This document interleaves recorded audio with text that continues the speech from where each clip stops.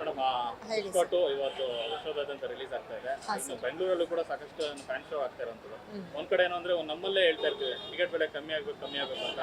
ಇಲ್ಲಿ ನೋಡ್ರೆ ಬೇರೆ ಲ್ಯಾಂಗ್ವೇಜ್ ಭಾಷೆಯ ಸಿನಿಮಾಗಳು ಬಂದು 2000 3000 ತನಕ ಟಿಕೆಟ್ ಬೆಲೆ ಹೋಗ್ತಾ ಇದೆ. ಸೊ ಇದ್ರ ಬಗ್ಗೆ ನಿಮ್ ರಿಯಾಕ್ಷನ್ ಆಸ್ ವ್ಯೂವರ್ ಆಗಿ? ನನ್ನ ರಿಯಾಕ್ಷನ್ ಏನಂತಂದ್ರೆ ನಮ್ಮ ಕರ್ನಾಟಕದಲ್ಲಿ ಅವ್ರು ಬಂದು ಮಾತಾಡಿ ಪ್ರಮೋಟ್ ಮಾಡಬೇಕಿತ್ತು ಬೇರೆ ಲ್ಯಾಂಗ್ವೇಜದು ಅವರು ಬಟ್ ಅದಾಗಲಿಲ್ಲ. ನಮ್ಮ ಕನ್ನಡ ಸಿನಿಮಾ ತುಂಬ ಚೆನ್ನಾಗಿ ಆಗಬೇಕು. ನಾನು ತೆಲುಗು ಸಿನಿಮಾ ಅಂದರೆ ನೋಡಬೇಕು, ಬಟ್ ಪ್ರೈಸ್ ಜಾಸ್ತಿ ಇಟ್ಟಾಗ ನಾವು ಸ್ವಲ್ಪ ನೋಡಬೇಕದ್ದೇ ಅಲ್ವಾ. ನಮ್ಮ ಕನ್ನಡ ಸಿನಿಮಾನ ನಾವು ಸ್ವಲ್ಪ ಪ್ರಮೋಟ್ ಮಾಡಬೇಕಲ್ವಾ.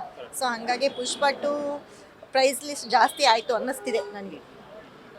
ಆದ್ರೆ ಈ ತರದೊಂದು ಬೆಳವಣಿಗೆ, ಯಾಕಂದ್ರೆ ಬೇರೆ ರಾಜ್ಯಗಳಿಗೆಲ್ಲ ಹೋಗಿ ಪ್ರಚಾರ ಮಾಡ್ಕೊಂಡು ಬಂದಿದ್ದಾರೆ.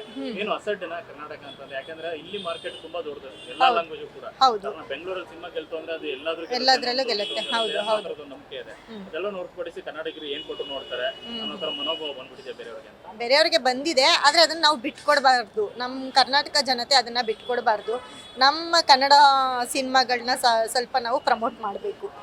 ಈ ತರ ಬಂದಾಗ ನಾವು ಅವ್ರನ್ನ ಸ್ವಲ್ಪ ಕಮ್ಮಿ ಮಾಡೋದು ಒಳ್ಳೇದು ಅಂತ ನನ್ನ ಅನಿಸಿಕೆ.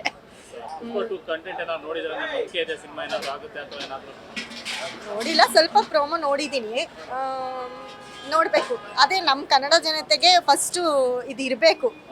ನಮ್ಮ ಕನ್ನಡ ಸಿನಿಮಾನೇ ನಾವು ಪ್ರಮೋಟ್ ಮಾಡಬೇಕು ಅಂತ ಇರಬೇಕು.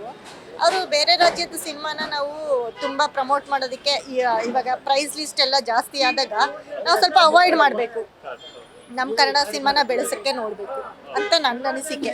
ಅದು ಏನೇ ಆಗಿರಲಿ, ಅದು ಚೆನ್ನಾಗಿರಲಿ ಬಿಡಲಿ, ಅದು ಸೆಕೆಂಡ್ರಿ. ಫಸ್ಟ್ ನಾವು ಪ್ರಮೋಟ್ ಮಾಡೋದೇ ಮೇಯ್ನ್ ಅಲ್ವಾ.